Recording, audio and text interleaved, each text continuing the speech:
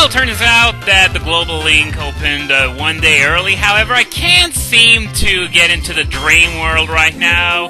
So, as a result, I'm posting this video right now. Otherwise, it would probably wait until this weekend. But, hey, since I'm here, you know, why not? I'm gonna get started on this little documentary about the Sinnoh/Johto Battle Frontier.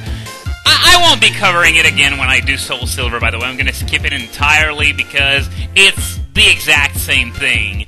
But, anyway, as I was about to say, this is going to be much shorter than the Hoenn Battle Frontier because it's a lot smaller, for one thing. There are a lot less NPCs to talk to, there are 2 less facilities, and there are also a lot less, conveniences spread around all over the place. Those conveniences were spread out all over Sinnoh, the ones that were in the Battle Frontier in Emerald, that is. And this area here is the Exchange Corner. I'm just going to talk to everyone, and after that I'm going to get into the meat of the Exchange Corner. Well, simply put, there's not much to explain. There's one of those clerks here that's going to give you TMs, and another one's going to give you items, and another one is going to give you scratch-off cards. As we take a gander at a scale model of the Battle Frontier. Yeah, I think the person on the right, if memory serves me correctly, gives you TMs. Let's see if I'm right. Yep, it's TMs. Then again, it was a 50-50 shot, so whatever. And all the high-end ones are worth 80 BP, and you can use them only once, unlike in Black and White, which really sucks. Anyway, here we got items like the power items, Toxic Orb, Flame Orb, the choice items, basically everything you'd ever want. And scratch-off cards, you can buy 3 of them for 1 BP, and basically the way it works is that you can scratch off 3 squares on each card, and if you get the same symbol 3 times, you win a prize, whether it's a nugget or 3 of a certain type of berries that depend on the symbols you uncover. But I have no BP, so I can't even show you that. Oh, there's someone down here, so just give me a second. Yeah, it's a lot more clumped together than the Hoenn Battle Frontier, which was really spread out all over the place. Really, it was a gigantic island, and that little documentary thing I did back then, it took like a full hour, I'd say. Okay, the most important person in the Battle Castle is a lady, like a princess, I mean. Yeah, let's talk about her, since she's not actually the Frontier Brain. The name of that lady is Caitlin, and by the way, before you ask, yes, it is the exact same Caitlin from Black and White's Elite Four, though she appears to be a lot older in Black and White.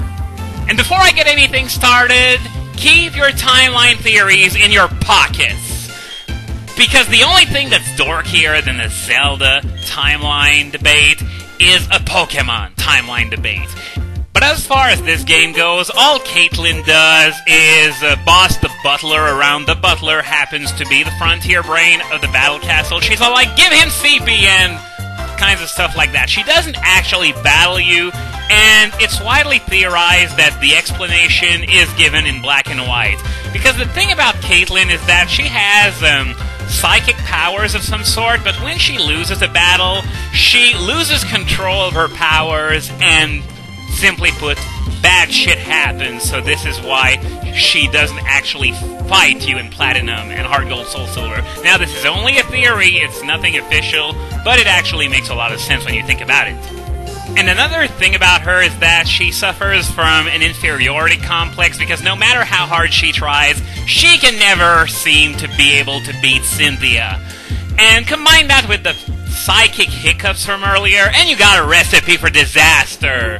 But by the time Black and White come around, she's learned to control her psychic powers, because she doesn't go on a rampage whenever you beat her, so I guess it's sort of good. And you also learn in Black and White that she has many villas around the world, and she allows Cynthia to use them as she pleases, because as I just said, she's basically Cynthia's bitch, and that's what she shall be known as from here on in. She shall be known as Cynthia's bitch. because, well, that's what it is. Anyway, we're almost done with talking to everyone here, so we're going to enter the first facility here, which is, I believe it's the Battle Hall. Am I right? Yeah, it's the Battle Hall. The Battle Hall functions very differently from the other facilities, because the way it is that at the beginning you select a Pokemon and you fight with only that Pokemon. Afterwards, you have a choice of all 17 types. You choose the type that you want to challenge. For example, if you have an electric Pokemon, you may want to go against flying opponents. And every time you beat a flying opponent, you gain a rank in that specific type. But as you gain more and more ranks, the Pokemon get stronger and stronger, and they can sometimes learn to counter you. For example, at very high ranks, still keeping up with that electric versus flying example, you may end up against a Gliscor. So unless your electric type is ready to face the music, it's pretty much good game for you. And just like in every other Battle Frontier facility in existence, the ultimate goal is to defeat the Frontier Brain for the second time. But here, that only happens once you've beaten rank 10 in every type with your Pokemon. So, this is, well, I wouldn't say it's longer than the others, because those are one-on-one battles. Those go by pretty fast, but you are simply not allowed to win. And with your electric type, you're going to be forced to end up fighting some ground types if you want to get there. So this is really challenging, and for that, you need a very well-rounded Pokemon. But there is one little exploit that you can use to your advantage. For example, let's say you enter a Lucario, okay? Then, after that, you can continue building your streak with any Lucario that you choose. So, for example, if you have one Lucario that's very weak against one type, you can use another Lucario to fill in and actually take on that type the other Lucario is worthless against. Of course, be careful, because as I said, at higher ranks, the Pokemon you're going to face are going to learn to counter you regardless. So, as I said, it's a very, very hard endeavor, especially since it might require you to raise more than one of the same kind of Pokemon. And by the way, if you decide to enter a different kind of Pokemon, let's say, for example, a Garchomp, you lose your entire progress, because obviously technology isn't so incredible that it can keep track of your records for every single species of Pokemon. Yeah, she's basically telling me what I just said about using multiple Pokemon of the same species. You can use that to your advantage if you play smart. Yeah, it can appear as a poison type and as a fighting type. So you really got to be prepared, because as I said, sending an electric type against a Gliscor can be problematic, but not impossible if you got an ice move like, for example, Hidden Power Ice, which sort of sucks if you end up relying on Hidden Power, because then that means that basically you're relying on something completely random to happen, and that's not usually the best way to do things. So that's it for the Battle Hall, and I forgot to talk to this lady here. But otherwise, let's move on to the next facility, which looks like it is the Battle Castle. Am I right? Well, didn't find the sign, but whatever. It is indeed the Battle Castle. As I said, the Frontier Brain here is the butler. It's not Caitlin. Well, the way the Battle Castle works is that after every battle you get given some castle points. You start with 10 castle points, and you gain more as you defeat opponents. And the better you are at defeating opponents, the more castle points you're going to get. There are a few criteria that are taken into account when giving you those castle points.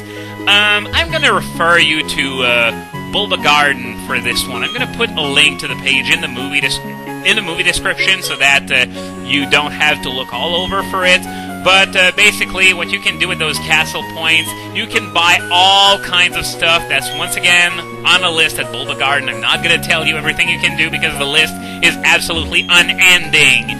However, you can also use castle points to upgrade yourself and be able to buy more upgrades. For example, if you level yourself up to 2, you can get a chance to heal the PP of your Pokemon instead of just the HP. And if you go all the way to level 3, which costs a lot of bacon, by the way, you can heal both at the same time. And yes, I did just say that you spend castle points to heal your Pokemon, because you don't get healed after every fight, unlike in, I think it's all the other facilities, in fact. So the key here is to manage your castle points very carefully. Do you want to heal? Do you want to check out your next opponent's team? Do you want to upgrade yourself so that you can get more options? Do you want to buy items or whatever? Because you can't use items in this facility other than the ones that you can buy with castle points. And the person in red here is, yeah, it's for the multi-battles. So, you know what, I'm just gonna skip that because it's the same thing over and over again. It's the exact same thing that the other person explained, but with 2 trainers instead of 1. So, I'm just gonna skip that to make it go faster. Okay, this is the Battle Arcade, which is probably everyone's least favorite, considering the Pokemon fan base has a strong tradition of hating everything that is luck-based. Because here, it's all about luck. Before every battle, you get to choose a special event by roulette, and the results vary. You can have the entire team asleep, you can have the entire opposing team paralyzed, stuff like that. Once again, check the link in the movie description, because there's an extensive list of everything that can happen in the Battle Arcade. Otherwise, it's sort of the same thing as the Battle Tower. You have to defeat 7 trainers and build as much of a streak as you can, and you fight the Frontier Brain after a predetermined amount of battles. And by the way, I know that in Emerald I added the teams for the Frontier Brains in the movie description, but here I'm just going to add the page for the Bulbagarden page for the Battle Frontier, and if you want to know the teams, then you just have to click the picture of the Frontier Brain that you want to know the team of, and it'll take you to that Brains page, where you can see all the possible teams at your leisure. And that guy just said that blaming the game board isn't fair. Well, to be fair, it is a facility that's based on random events, but it's always frustrating to lose a match because all of your Pokemon started out asleep, which really sucks if you built a long streak, though it's very hard to do because sooner or later luck is going to come back and bite you in the ass in a very hard way. But basically, okay, you can't use items either. I totally forgot about that. I remembered that for the Battle Castle, but not for this place. And by the way, the items that you get in the Battle Castle, of course you can't take them out of the Battle Castle. They're for the Battle Castle, and the Battle Castle only. So the next facility is probably the Battle Factory, considering I know that the tower is at the northern end. The Battle Factory is the exact same as in Emerald.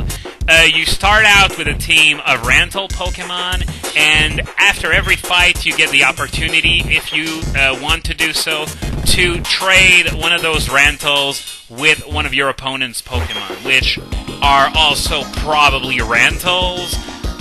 And I'll be honest, I don't like fighting with rentals, because as for any player of Pokemon that's at least average, I like well-rounded teams, but sometimes with rentals, it's just not possible, especially if they're chosen at random. So if your rentals share a common weakness, if you have to fade that weakness, you're gonna get thrashed. Whereas if you fight with a Pokemon that you raised yourself, like in the Battle Tower, then that's a lot more fun, because you feel more in control of things. I like being in control of things.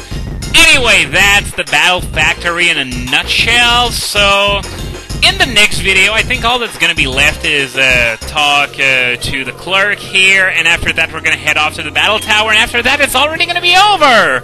See? I told you this wasn't going to be nearly as long and repetitive as in Emerald. Thank God! Anyway, I guess I'm going to see you next time, whenever that is.